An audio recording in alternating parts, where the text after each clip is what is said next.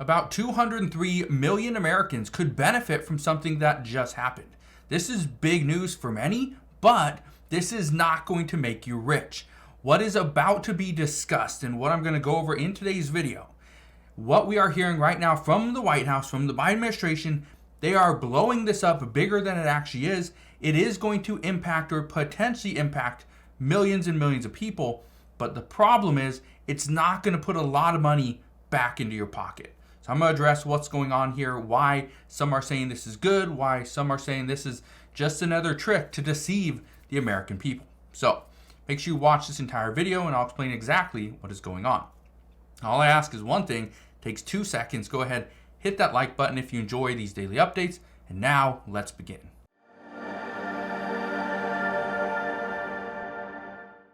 So there are roughly 260 million adults living in the United States, 78% of which have at least one credit card.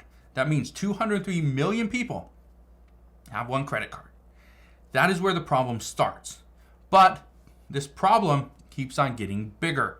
Right now, in the United States, we have accumulated roughly $1.13 trillion in credit card debt. That is a staggering number. However, it keeps on growing. Okay, it keeps growing. What we do know is 77% of Americans have at least one credit card or more.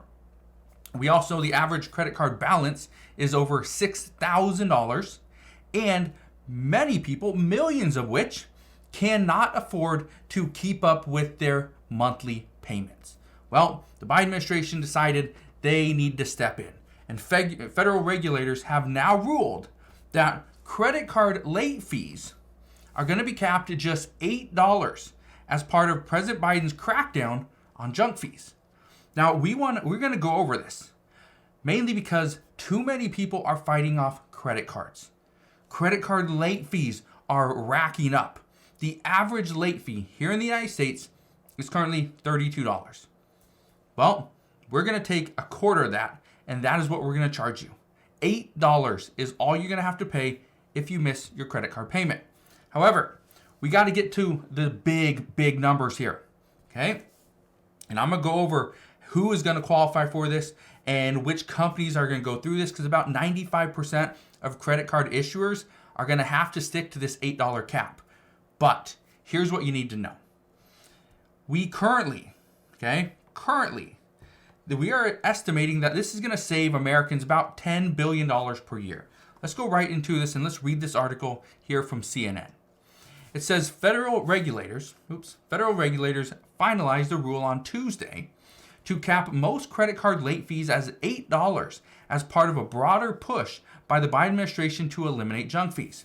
It says the Consumer Financial Protection Bureau estimates that new regulation, first proposed in February of 2023, so about a year behind, will save families more than $10 billion a year by cutting fees from the average of $32. Keep in mind, that was first proposed back in February of 2023. So the numbers have gone up. It could potentially save us more money because our credit card debt has increased. The average fee, the late fee, has increased. It used to be $32.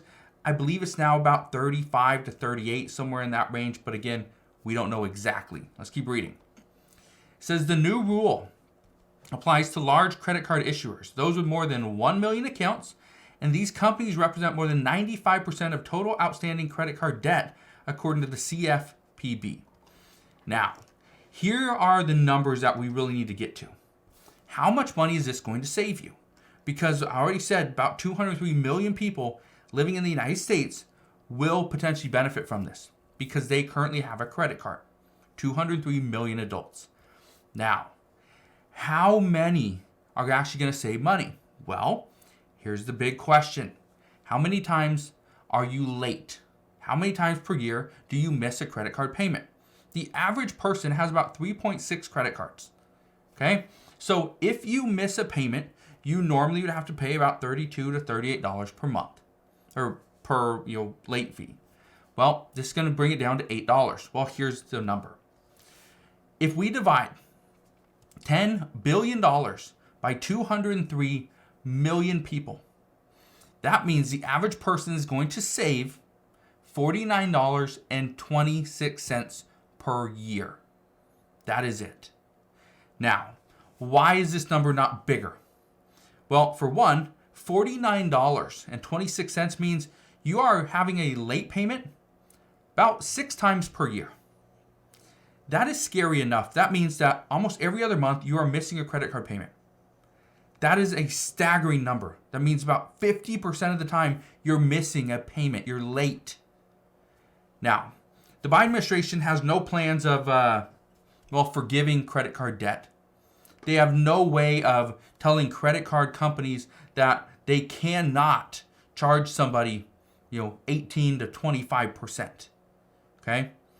They are having a difficult time really reining in these credit card companies and these large financial institutions, because for many, this is how they're making their money. They're making their money off of, and again, not a lot of money, but they're making some money off of credit card fees, some of these so-called junk fees that the Biden administration has called them. But here's what you need to know. The Biden administration cannot go and attack these banks, cannot go and do this, because banks are already on the verge of collapsing. And if we do more and more things to stop these banks from making money, they are going to pretty much go under. We've seen this multiple times over the past year and a half. And that's something the Biden administration cannot do.